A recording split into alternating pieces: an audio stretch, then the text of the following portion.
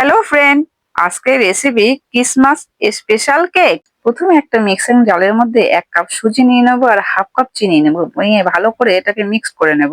তার মধ্যে 6-7 চামচ সাদা তেল দিয়ে দেবো, হাফ কাপ টক দই আর হাফ কাপ দুধ দেবো। দিয়ে এটা ঢাকনা আটকে ভালো করে মিক্সারে মিক্স করে নেব।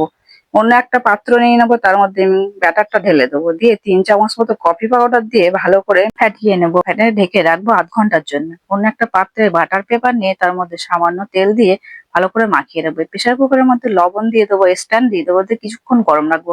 এদিকে ব্যাটারটার মধ্যে 3-4 রকমের ড্রাই ফ্রুট আর কিশমিশ দিয়ে দেবো, দিয়ে ভালো করে মিশিয়ে নেবো। তার মধ্যে একটু বেকিং পাউডার আর বেকিং সোডা দিয়ে দেবো। মিশিয়ে নিয়ে তার মধ্যেই দিয়ে দেবো একটু দুধ, দিয়ে ভালো করে ফাটিয়ে নেবো।